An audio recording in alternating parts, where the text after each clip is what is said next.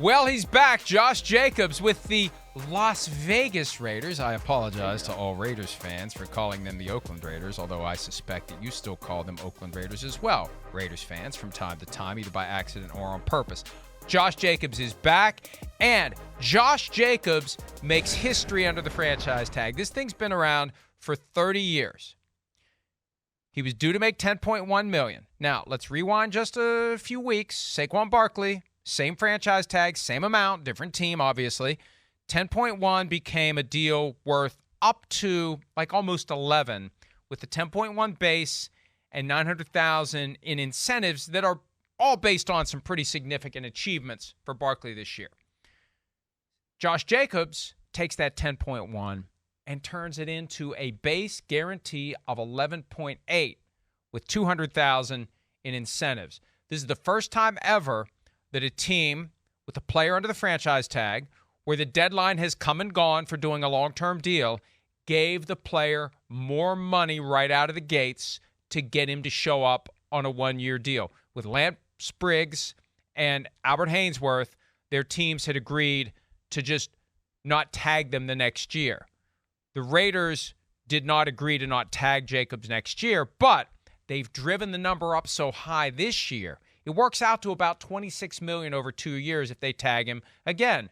And $26 million over 2 years right now for a running back is pretty damn good. So at a time when the running back market has been dipping and dipping and dipping, Josh Jacobs resuscitates it partially, turns it around a bit, moves it in the other direction. At a time when it's going like this, he puts the curve up some. So kudos to Jacobs. And, it shows the value, Myles, of holding out and depriving the team of services. Barkley showed up. They weren't going to give him a lot. Hey, he's showing up. He showed up. What, are we going to give him extra $2 million? No, he's here. He wants to be here. He's showing up. You stay away. You convince them that you're genuinely pissed, which Jacobs did. That's a way to get more money. That's why Chris Jones is still out. That's why Nick Bosa is still out. There's value in staying away from the team. Holding in doesn't get you the same as holding out. It sure doesn't. And you know what? I think when you go through training camp, you go through the preseason games, and you see the guys who are there, right? You see the Zamir Whites of the world. You see all the rest of the guys that you've got on that running back position, on their running back depth chart. You're like, man, we really could use some Josh Jacobs to inject some life into our offense. And really, like you said, you show the team exactly what it is that they're missing. And we know that Josh Jacobs is a really effective running back. I think that the Raiders really had to do something to get him into the building and to show that they were serious about how much they valued him and how much they wanted him to be a part of things in this coming year. Because to this point, I mean, it seemed like everything that they have done and said, rather, has been lip service, right? It's not like, I mean, you reported this, Mike, it's not like we really saw them make a real true concerted effort to get him signed to a really significant, let's call it, long-term deal. They didn't really do that. They didn't make that effort. So now when you're actually making the effort to say, yeah, we do value you, we are going to give you a little bit more money than you would otherwise have on the franchise tender, then hey, like that, let's go. Okay, then we'll do it. And so it was surprising to me to kind of see that figure and then really say, all right, well, the Raiders are putting their money where they actually say that, all right, we do value you, Josh Jacobs, and we love you. So let's get this done. Let's bring you in here and let's, try to get this offense going. Somebody's putting out the word that the Raiders had offered Jacobs $26 million over 2 years, fully guaranteed before the July 17 cutoff. I'm told that is wrong. It's not even close. And I don't know if the Raiders are trying to save face or if it's some rival agent trying to knock Josh Jacobs' agent, acting like he really didn't do anything all that impressive by getting the Raiders to cry uncle, even though they did. The Raiders, I'm told, were in the teens of total guarantee. When you take the two tags and they add up to $22.2 million, the total guarantee to get the deal done needs to be at least $22.2 million. It wasn't even there. Not even close to 26. So, look, my tinfoil hat throughout this has been that the football operations in Las Vegas were trying to get Mark Davis to sign off on rescinding the tender. And ultimately, Mark Davis went to them and said, this is what you're going to do. This has all the earmarks. The fact that they changed so dramatically from where they were. The long-term offer they made to Josh Jacobs before the July 17 deadline was couched as, well, here's an offer so you can't say we didn't make you an offer. Like, what kind of offer is that? It's just check the box for PR purposes. And I think that both Josh McDaniels and Dave Ziegler were hoping that one of these days between now and week 1, Mark Davis was going to wake up and say, let's just rescind the tender. But ultimately, it's his team. It's his call. And to go to 26 over 2 years, that's Mark Davis saying, get this done. Whatever it takes, get this done. And they got it done. And Jacobs did set history. He created a new benchmark, a new standard for players under the franchise tag. Barkley was the first one to get an incentive package. Jacobs is the first one to get actually more base money, and he got $1.7 million more than he was supposed to have gotten. You know what? That's so interesting to me, Mike, because, and I want to be clear that, like, I'm not trying to, put down Josh Jacobs as a player or trying to put down running backs as a position. But when you see what the running back market is, and we know that Dalvin Cook doesn't get much money on the open market, right? You look at Ezekiel Elliott, what he got. You know that if Josh Jacobs were on the open market, he probably wasn't going to get $10 million. And so for him to not just get what was in the franchise center, but to get that much more and to push what his salary would be over 2 years on the franchise tag to what it now is, I mean, it's impressive and it's very interesting, I guess, because it's like, well, what does this mean now for the larger and the broader context of running backs? Because if you can say that Josh Jacobs, who had a special season and, 2,000-yard seasons to begin his career, but really a special season last year. Now, what does that mean for the rest of the running backs? It does kind of shake things up a little bit. And if you're one of these other guys, then you probably should be really, really happy with Josh Jacobs and the Raiders today. I made a point last week, and we're going to talk about Jonathan Taylor in a second and how this contract affects him. But one of the concerns I have as the Colts and Taylor look for a potential trade partner, will there be another team that is willing to give Taylor what he wants and risk the ire of other owners the way that Jimmy Haslam, the Browns, got it when he blew out the curve for Deshaun Watson? Now, I'm not suggesting somebody's going to give Jonathan Taylor a fully guaranteed contract, but the point is, anytime you step beyond the boundaries of what's been kind of accepted in the NFL, you get yourself in a position where other owners are going to be like, what are you doing? You're making it harder for us to do business now. So I mention that because Mark Davis may have to worry. Not that he cares. I think he's still pissed at the league at large over them forcing him to fire or force the resignation of John Gruden. But Mark Davis is the guy that has basically, without saying so, acknowledged the franchise tag for running backs is too low.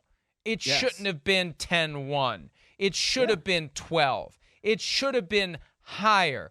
And you're right, Myles. Look, when it was 2 weeks ago today, Ezekiel Elliott takes a deal with the Patriots worth up to $6 million, and up to was doing a hell of a lot of lifting on that contract as we broke it all down and saw what it's really worth. And then Dalvin Cook, possibly prompted by the fact that Elliott did not do a great deal. I better take what the Jets have on the table before it's too late. He's got to deal with a base value of 7 with all sorts of per-game roster bonuses and other bonuses tied to him not being suspended. So it's 7 with some incentives on the back end. I remember saying then, hey, Josh, better take your 10-1. You're on the free agent market now. Nobody's giving you 10-1. Nobody's giving him 10-1. Nobody was giving him 10-1. And here come the Raiders, and they give him 11-8 and another $200,000 in incentives. I think that it was a Mark Davis call. It was a Mark Davis move at a time when front office and coaching were – because really, look, all due respect to Josh Jacobs, and I don't mean that as the tongue-in-cheek setup to I'm going to insult you anyway, and I'm just saying all due respect. I mean, Josh Jacobs is a great player, first ever winner of the Jim Brown Award, leading rusher last year, deserves whatever he can get, should have gotten a long-term deal. And in hindsight, they should have picked up the fifth-year option. They would have saved $3.5 million if they had picked up the fifth-year option. He'd be making $8.5 this year. Yep. So, but the bottom line is, how much better are the Raiders with Josh Jacobs, given where they're competing, given who else they have on the team, given how many great teams are in the AFC. I don't know that $12 million for one guy at this point dramatically alters what we all expect the Raiders' fate to be this year. Unless they're going to unless they're going to do the old, hey, you know what, we're paying this guy $12 million and we're gonna give him the ball 500 times this year, and we're just going to run the ball and try to play defense. Maybe our defense will be a little bit better. We're going to slow the game down. We'll just keep Patrick Mahomes on the sideline drinking Gatorade, and we're just going to run the ball. He wanted $12 million. We're going to make him earn it, and we're going to keep, we're going to let Jimmy Garoppolo be Bob Greasy again, like he was in the playoff run 4 years ago for the 49ers. We're just going to run the ball, and we're going to have Jimmy Garoppolo do the absolute minimum, and maybe we'll win some games by shortening them. That's because I don't know how Josh Jacobs makes this team right now, where it is relative to the other teams in the conference and in the division. I don't know that it makes the Raiders into a contender. I don't think it does. I still think they're in that cut of, not quite no chance, but close to no chance, given how good everybody else is. Yeah, look, I mean, as good as I believe Josh Jacobs is, and I do believe he's very good. I covered him day to day in his rookie year for the still then Oakland Raiders in 2019.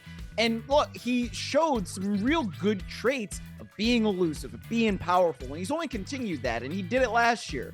How many games did the Raiders win last year, right? They were 5. Were they 5-12, 6-11, whatever they were? I don't know that adding Josh Jacobs to this team right now makes them a 10-win team, an 11-win team, which I think that you're going to have to be in order to make the playoffs in the AFC, just because of how good those upper echelons of teams are. So, yeah, I mean, it's not like Josh Jacobs does not deserve what he's gotten. But at the same time, if you look at the Raiders and you're like, okay, well, they've got some pieces, they got Devontae Adams. Michael Mayer is a guy that they seem to think can be pretty good. He's shown some traits in preseason games. Their defense maybe is going to be a little bit better this year under Patrick Graham. I mean, Max Crosby is a game-changing defensive player, don't get me wrong, but when you look at the totality of things, like you said, Mike, I don't know that this makes me feel like, oh boy, wow, look how competitive they're going to be because they have Josh Jacobs. Maybe they take a step forward as a program, going from year 1 to year 2 with Josh McDaniels. Everybody's a little bit more comfortable, all those kinds of different things. But man, when you're talking about a division that's led by Patrick Mahomes, you got another team in the Los Angeles Chargers, Los Angeles, not San Diego, it's got Justin Herbert, and now they've got Kellen Moore as offensive coordinator. Sean Payton goes to the Broncos, so we expect them to be improved, despite how bad Russell Wilson was last year. I mean, it's tough for me to see the Raiders as a true contender, even if Josh Jacobs is there. And if this is just a step forward, year 2 of the McDaniels program, it's leading toward a spot where Jacobs won't be there. They're going to have to find a way to win games without him anyway, because they're only going to have him for one more year after 2023 at, $14 million or so. If they choose to tag him again. If they decide to do that. Right. Right. Yeah. Because they know what it's going to cost to keep him. Yeah. Yeah. There's no guarantee that they're going to do that next year. I mean, it just is like, if Josh Jacobs doesn't, get to where he's, let's call it top 5, maybe top 3 in rushing, then are you really going to say, yeah, we're going to commit that much money to this particular running back for next year when we feel like we could do X, Y, and Z at other positions with that kind of money? I don't know that I would do that just based on what we know about the market for running backs. And if my conspiracy theory is correct, that this, and it's not really conspiracy, it's the way organizations operate. Yeah, this is less of a conspiracy than, than a lot of your other stuff. All right. Thank you. Thank you for that, I guess. Nicest thing you've ever said to me. If Mark Davis did indeed come in and tell McDaniels and Ziegler this is what you're going to do, their ace in the hole is next year when he sees $14 million, after we have given this guy 500 carries, right? He's not going to want to pay him $14 million. We're not going to tag this guy next year. Maybe we tag him and maybe we do rescind it next year. Although if they would tag him at any point next year, he should take it right away. If they put 14 on the table next year, he should take it immediately, especially if he doesn't have 1,500 rushing yards this year. So he could be one of the free agents next year. I think that's a good point. You know, I get caught up in this idea that he set himself up to make 26 over the next 2 years. There's a chance he ain't going to make 26 over the next 2 years because they're not going to tag him next year. Maybe that's what he's gotten. Because I was led to believe not that long ago when the Raiders were putting out the idea that, oh, you know what, maybe we would do a Saquon Barkley type deal for Josh Jacobs, but it never went anywhere, at least at the time, like 4 weeks ago. I was led to believe that if they would just say we're not going to tag him next year, he would show up. And maybe this is enough extra money this year that next year, maybe they won't tag him. And if they do, it's $14 freaking million. It's 26 over 2. So Josh Jacobs wins either way. He'll get to the market or he'll get tagged in 2024. And if he gets to the market, he may not get $10 million a year, but he's going to get some long-term security if he has a decent year this year. Hi, it's Mike Florio. Thanks for watching PFT on YouTube. Hit subscribe for the latest news and analysis from Pro Football Talk.